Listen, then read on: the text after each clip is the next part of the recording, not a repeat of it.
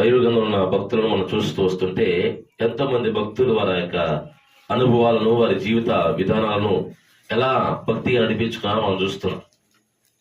అదే క్రమంలో ఇక్కడ భక్తుడైన దావీదు అంటున్నాడు, పునాదులు పాడైపోగా నీతిమంతులు ఏమి చేయగలరు? ఈ మాట మనం జాగ్రత్తగా గమనించాలి. పునాదులు పాడైపోగా నీతిమంతులు ఏం చేస్తారు, ఏం చేయగలరు అని ఒక ప్రశ్న. ఇప్పుడు నీతిమంతులు ఏదైనా చేయాలంటే ఏం బాగుండాలంట? పునాదులు బాగుండాలి.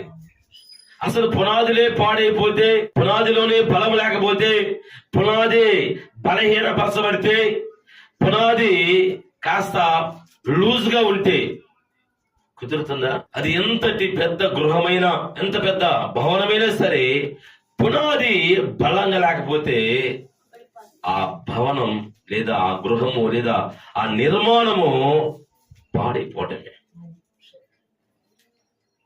ఇక్కడ వాక్యాన్ని మనం చూస్తే శ్రద్ధగా గమనించండి. పునాది అనగా ఆత్మ సంబంధంగా ఆలోచిస్తే, నీవు దేవుని సన్నిధికి, సంఘానికి, సహవాసానికి వస్తున్న నీవే నీ గృహానికి, నీ ఇంటికి ఒక పునాదిలాగా ఉండాలి. నీ కుటుంబ సభ్యులందరూ కూడా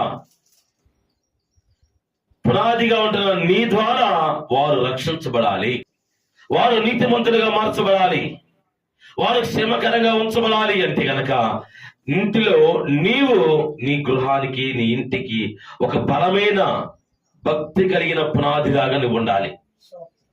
నీలో భక్తి లేకపోతే గనక, నీ భక్తికి పునాది సరిగా లేకపోతే గనక, నీ ఇంటికి, నీ కుటుంబం అనేటువంటి భవనానికి నీవే భక్తి లాంటి పునాదిగా లేకపోతే బలము అనేది ఉండదు అని వాక్యం సెలవిస్తుంది.